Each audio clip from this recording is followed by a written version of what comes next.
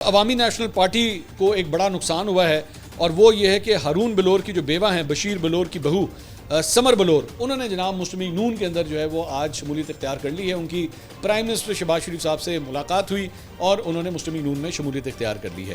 पहले ये कहा जा रहा था कि शायद ये पीपल्स पार्टी की तरफ जा रही हैं, लेकिन अल्टीमेटली जो कुरा निकला है वो मुस्लिम लीग नून की तरफ निकला है। अच्छा, इंटरेस्टिंग बात यह है कि इनका ये इधर शामिल हुई हैं और साथ ही साथ इनको जो है वो मखसूस नशिस्तों के हवाले से टिकट भी जारी कर दिया गया है कि जनाब मखसूस नशिस्तें जो KP से निकल रही हैं वो जो है वो सीधा जो है वो इनको समर बलोर साहिबा को जो है वो दिया जाएगा। अच्छा, इंटरेस्टिंग बात यह है कि मेरी मुस्लिम लीग नून की चंद खवातीन से बात हुई तो उन्होंने कहा कि भाई मतलब हर किस्म का प्रोटेस्ट हमने करना है, पाकिस्तान तहरीक इंसाफ का KP के अंदर सामना हमने करना है, यहाँ पे इधर खातून एंटर हुई और इधर आपने टिकट दे दिया। मतलब इस पार्टी के लिए, मुस्लिम लीग नून के लिए इनकी क्या कुर्बानियां हैं, इनका क्या स्टेक है, इन्होंने क्या इनपुट दी है, आपने इस किस बलबोते के ऊपर जो है इनको शामिल कर लिया।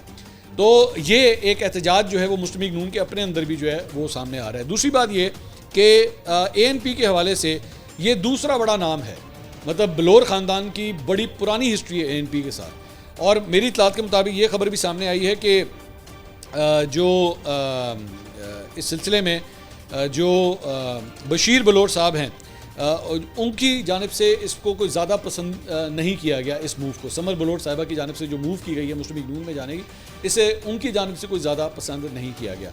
और तीसरी बात ये कि इस सारे मामले के अंदर मतलब मुस्लिम लीग नून ने ये सारा कुछ तो चले कर दिया कि ख़वातीन के हवाले से ये सारी एडजस्टमेंट्स हो गई।